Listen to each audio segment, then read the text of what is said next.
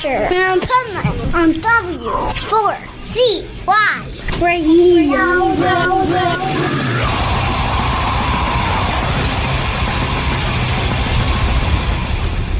Wake up, America! It's time for the Adventures of Pipeman on W4CY.com, West Palm Beach's #1 internet radio station. Here's your host, the Pipeman. Try to pull you to my side, and you do the same. Whose dignity will survive? Who takes the walk of shame?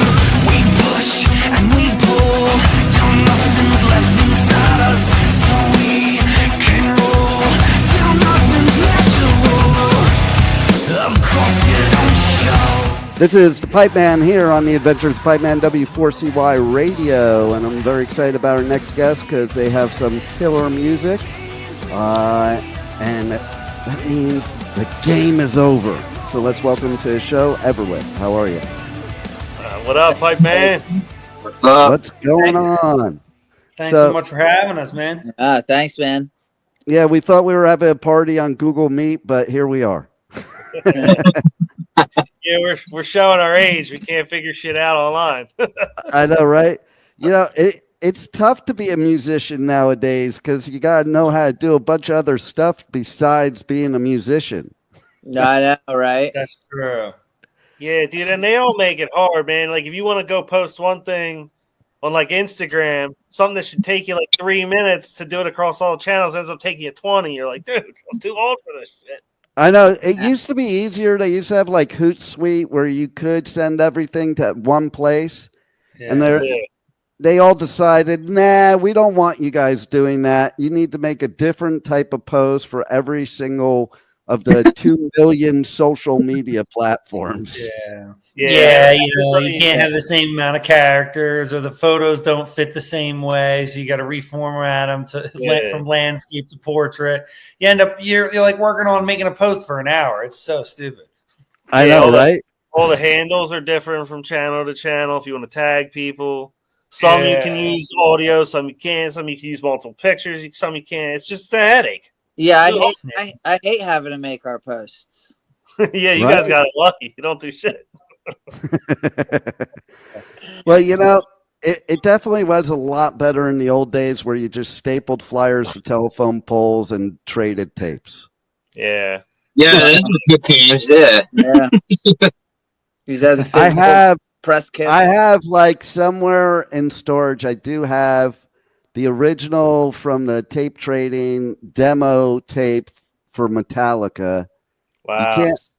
You can't really tell what it says at all.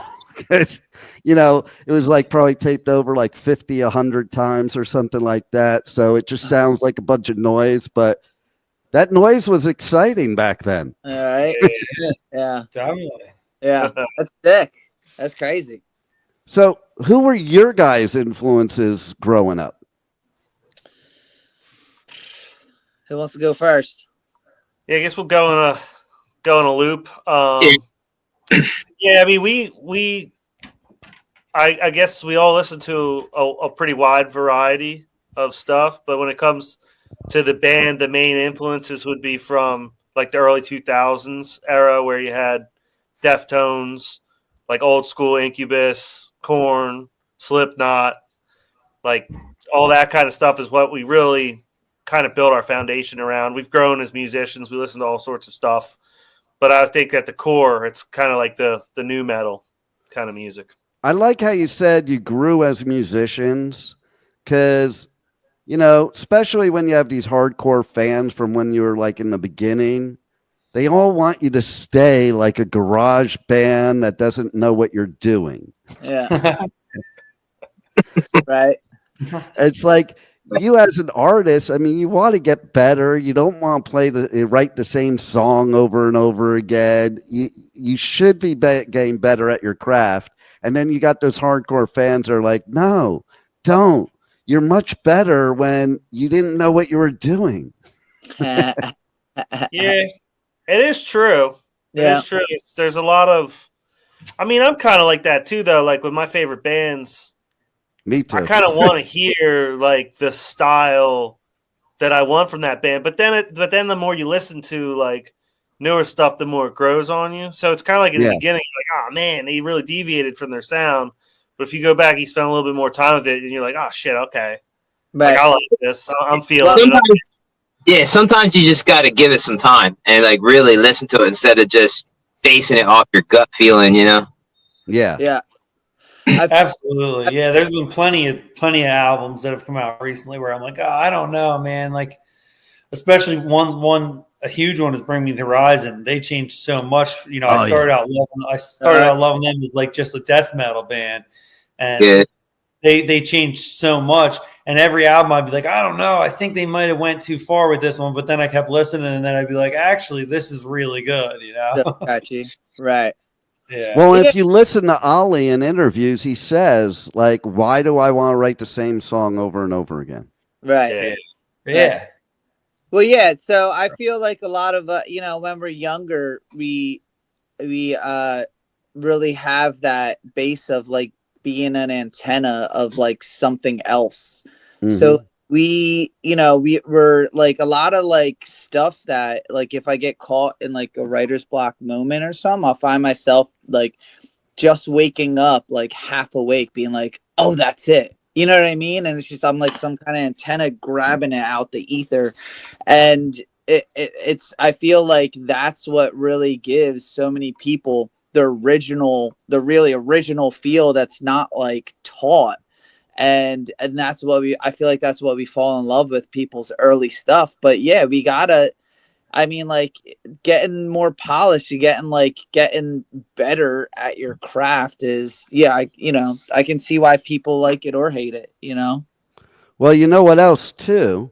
Hey, like that. I forgot to put that up there. my background. So, same here. Like, I was one of the original, went to the original Metallica shows. And so when they came out with the Black Album, me and my 25 gatekeeper friends were like, fuck them. They're a bunch of posers, sellouts. We're never listening to them again. Yeah. And, the fact is, like you said, to your point, give it a little time.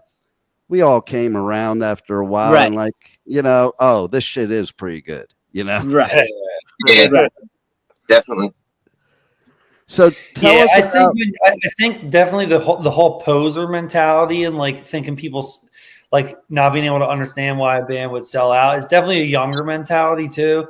Because I had it when I was younger. Like when like I don't know, say Slipknot, when they did their first couple songs that really had like a radio sound and hook, I was like, oh man, they sold out. That's not. But now I'm older and I just like I love like Slipknot's Wait and Bleed was too poppy.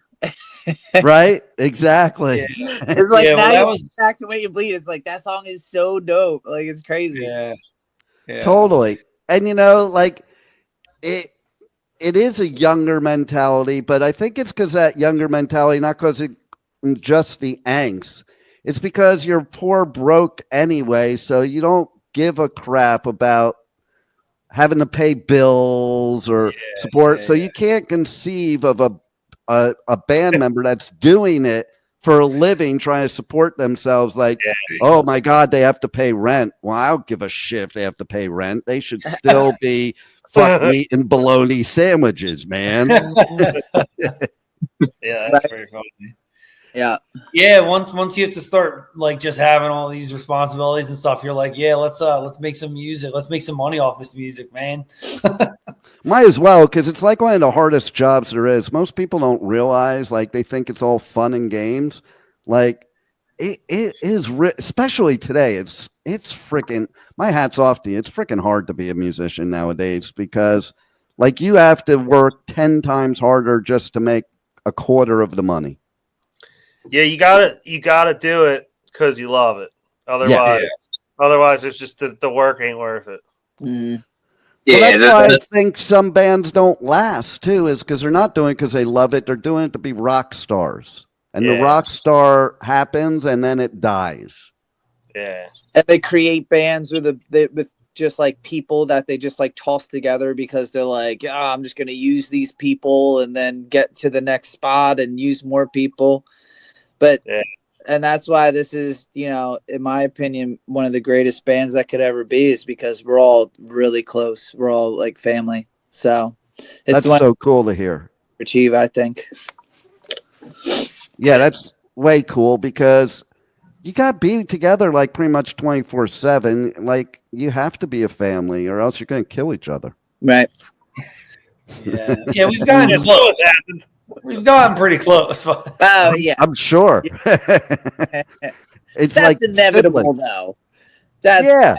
People are gonna fight, but what really matters is that like we bounce back fast. You know what I mean? We're like, dude, I'm sorry, I didn't mean that. You know what I mean? Like, Yeah, that's cool. which shows like that you actually care about that person. It's so apparent on stage too, because like as somebody that's in the audience, you can tell if the band, you know, you don't need like a peripheral moment to tell that people are pissed at each other on stage or that they're fun and having a good time and like loving being up there. Like you can totally tell. Yeah. Yep. There's nothing a cold beer with your boys can't solve. There Right. you go. Love Right. it. So Cold beer. tell us about the new song, Game Over. Like, tell us the inspiration for it, you know, and everything about it from your perspective as the artist. Yeah, so I'm the vocalist and Fidelity's our drummer, but me and him go back and forth kind of working on the lyrics together. He did this one lyrically, so I'll let him take this one. We still like add to each other's stuff though. You still put in a lot towards that. Oh yeah. But I said we work Right. together as well. Right. Yeah. But yeah, no. So you led this one pretty much on lyrics, Yeah, so let's let you talk started- about it. I started this one. Yeah. Me and Ryan are both, you know, great lyricists and pattern writers, but we like to fuse together and become Super Saiyan. That's how we write. I love it. But yes, no, this one was the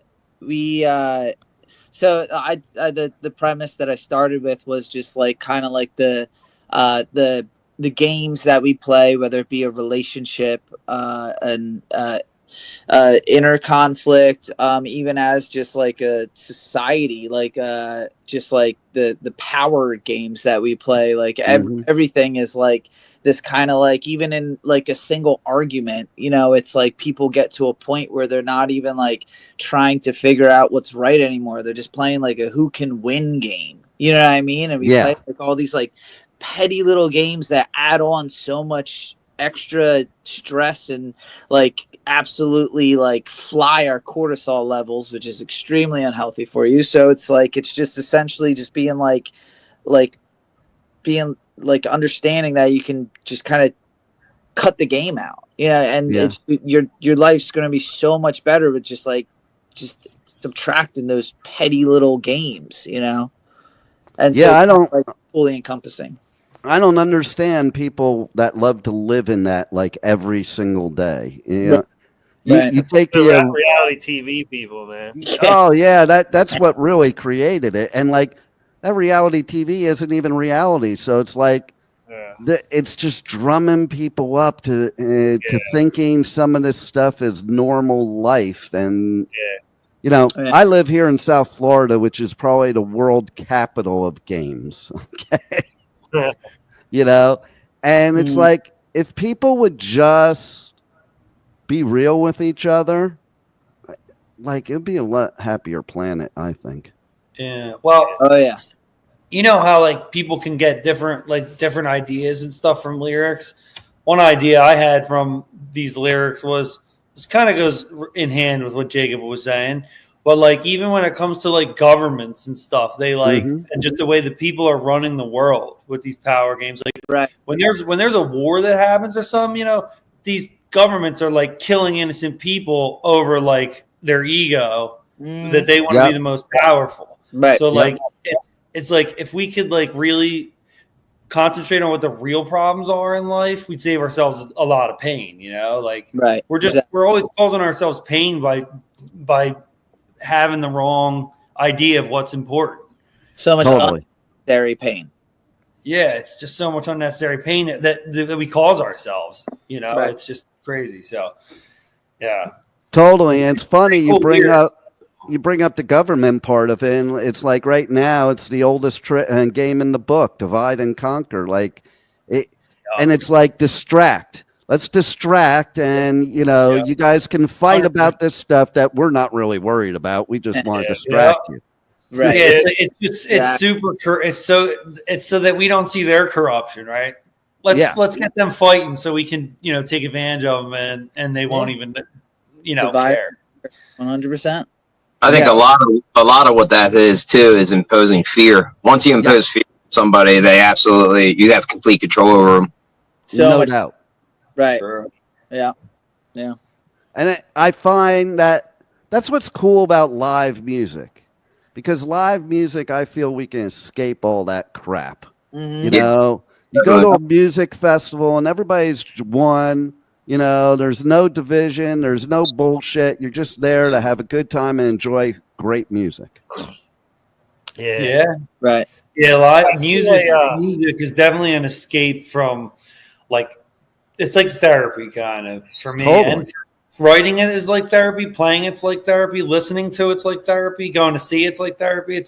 I think that's why humanity's so obsessed with music, because it's just very therapeutic for us. Mm-hmm. Absolutely. Feels I good think to it's listen to. therapeutic for me, the listener, and for you, the artist, for different reasons. Oh yeah. Yeah. There's a disappearing of when you're just sitting there standing in the music, and there's a disappearing in the creation of an art. So it's like there's a way to get out of that, all that crazy games, all the crazy games we play. Yeah, and plus all the stuff that bothers you can just get out in a song instead of worse ways. And same for us.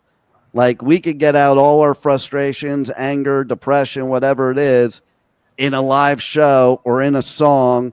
Like, you listen to any song, it relates to something and gives you power.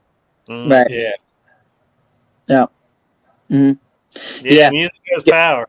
Getting punched in the chest by like a sound wave instead of punching someone in the face. Totally. For me, that mosh pits, that's always it for me, man. I go in there and let everything out there, and I always say it saves somebody from getting their ass kicked. Exactly.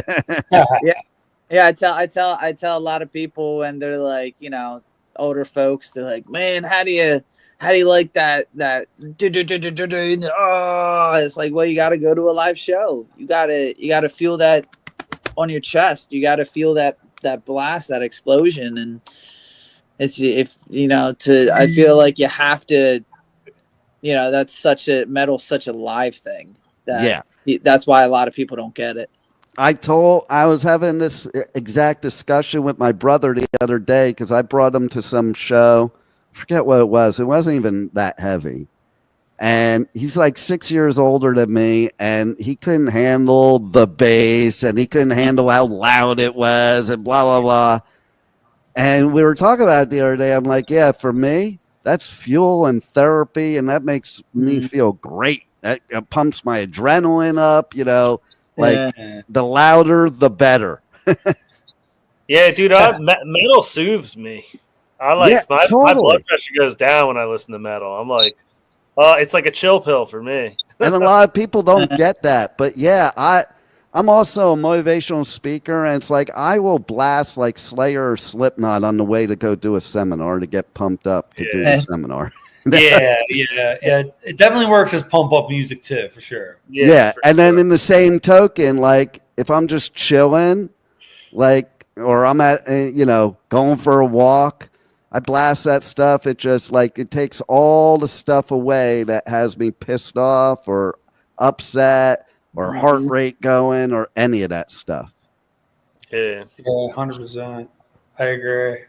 Closest. I used to fall asleep blasting metal in my headphones. I don't do it anymore. Really? But when I was a bit younger, I used to have I'd be laying there in my bed with my headphones on, listening to metal music and just falling asleep. Totally.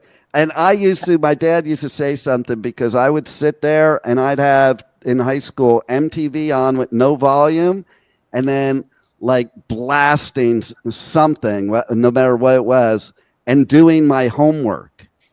And he like, how do you do your homework like that? I just do. How do you concentrate? Right. We lost Kyle for a second. He went into the void. He came back. We brought him back from the void. Like a magician. So how do people reach you guys on socials, on the web? Check out the new song. Check out everything else you have, tour dates and all that. Yeah, the central hub is everlitmusic.com. That's where, you can stay up to date with us. But on socials, X, Instagram, great places to hang out and chat with us. Facebook, YouTube. Yeah, pretty much everywhere like the main shit happens. That's where we're at.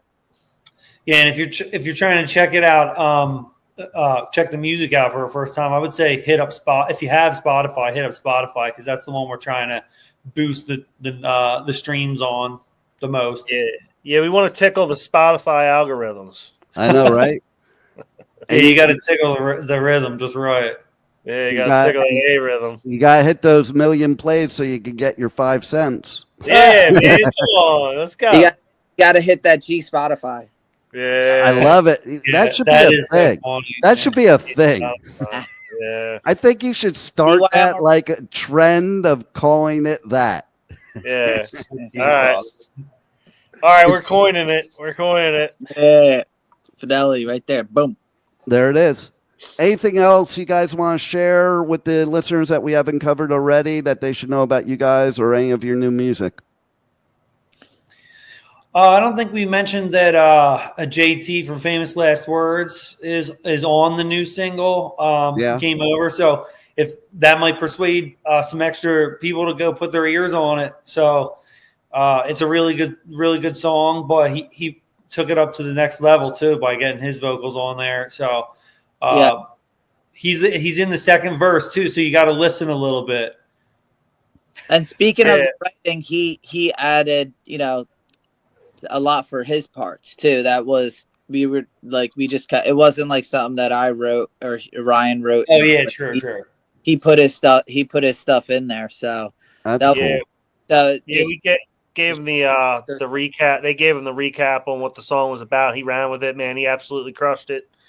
Yeah, he killed it. It sounds disgusting. So give it a listen. And then, we got a lot more coming. We're going to the studio in a couple weeks to record 3 more tracks. We have 2 recorded, ready to go. We're going to be releasing a lot of music. So follow on socials, wherever you're listening to music, whether it's Spotify or Amazon or, iTunes, whatever. Follow us and get ready for more to come.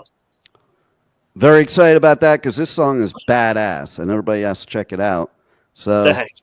I thank you guys for making us great music, great therapy, and thanks for being on the Adventures of Pipe Man. Yeah, man. Thanks for having us. Thanks for having us, brother. Anytime. Appreciate you. Thank you for listening to the Adventures of Pipe Man on W4CY Radio.